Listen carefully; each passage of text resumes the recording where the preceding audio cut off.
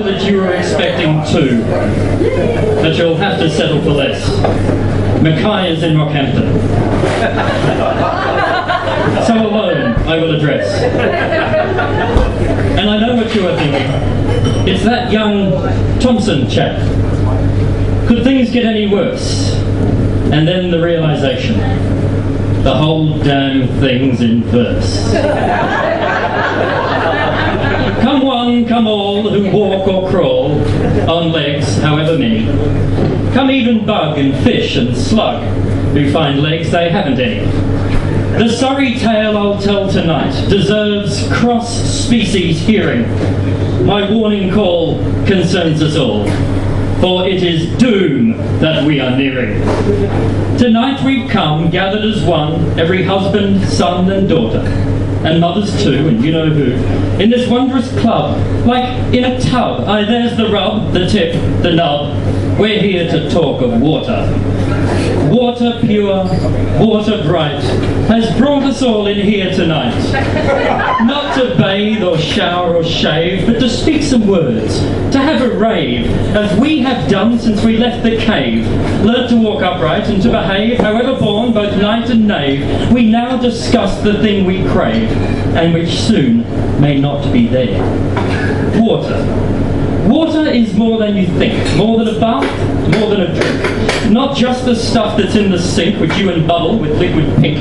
It is the stuff of which we're made, at the very heart of man and maid, and all of the species you find arrayed across this globe where life is played, out from our birth unto the grave. Nothing can live for more than a minute without this magic juice within it. We need this mystic runny stuff, so we may flow through smooth and rough, until life's clock calls time enough, and we pass our substance on.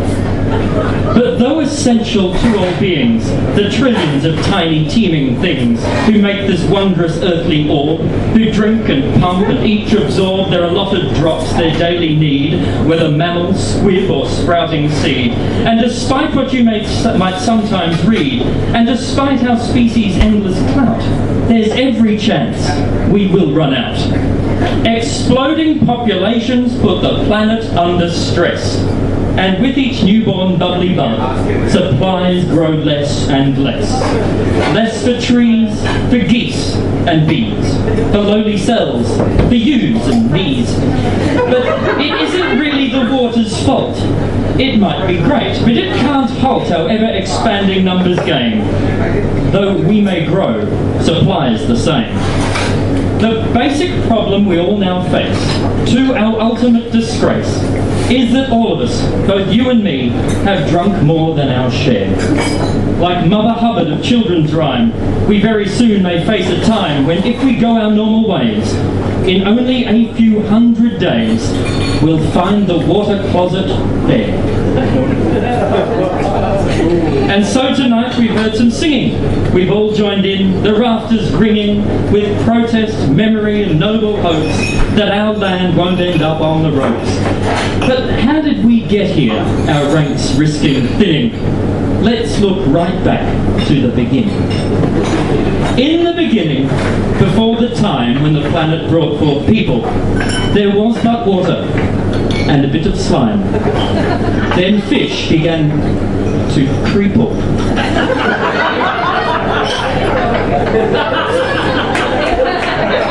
Thank you, Mother. Tiny feet where none had been began to do their sprouting. Tadpole, krill, and all their ilk left the oceans for an outing. I must go down to the sea again, they said, but only rarely. Some moved inland, a new idea.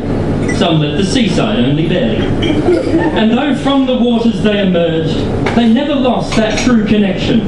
For though evolution dealt a hand, on intimate inspection, every species, no matter where it stand, on ocean bed or bone-dry land, whether thrown together or made just so, is just a bag of H2O. You may have noticed at this point I've discounted creation. A useful theory, there's no doubt, if you like deification of beardy men who live upstairs and use a guiding hand to punish evil and reward the good. But I need to take a stand for the purposes of my address, and without being too abrupt. He's just not there. He's fictional. That type of God's made up. But let's get back to matters wet and embrace the scientific. While my ken of chemicals is not all that terrific, I'm confident that with your help we'll reach a firm conclusion. Water, water everywhere. The ultimate solution.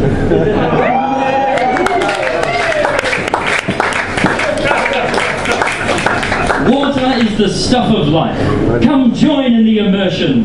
Embrace the great fluidity that comes with the insertion of this simple, clear and fair idea. Abandon concepts foggy.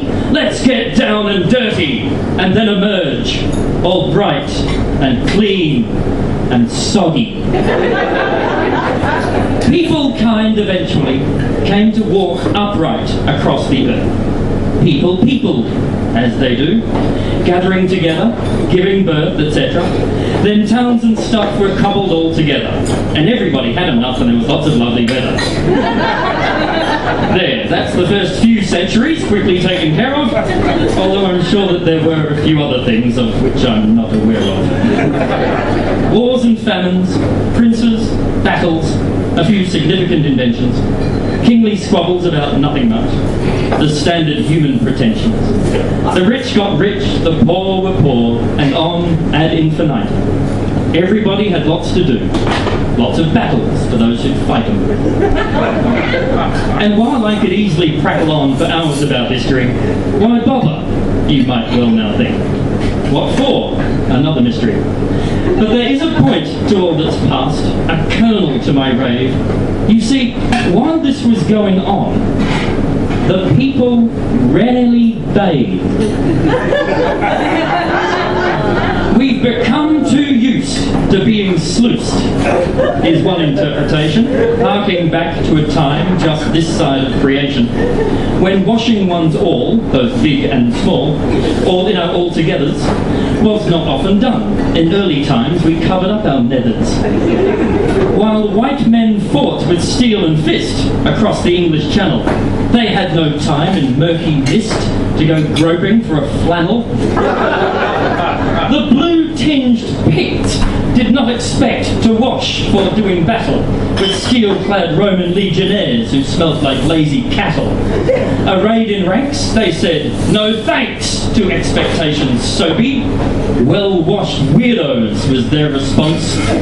Pungent, putrid, ropey.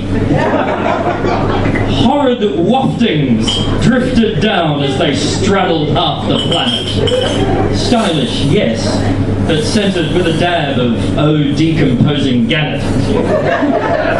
Yes, they had their small success with viaduct and so on, but monumental structures are not enough for humankind to go on. Walter Raleigh sailed the seas, accomplished lots and brought back spice. But what's the point to see the Queen if you don't smell very nice?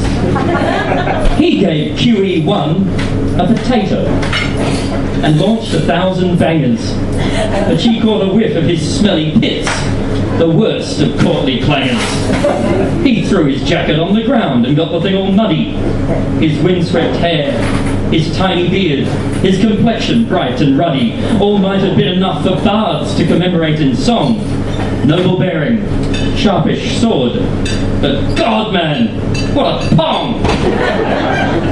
And so it was that bathing became something more habitual for all who hoped to adopt themselves the new civilized type ritual. So where were we? Here's where we were. Awash with facts and theories. Evolution, that's the one. Let's answer all the queries. What happens next, you may well ask. What happens next?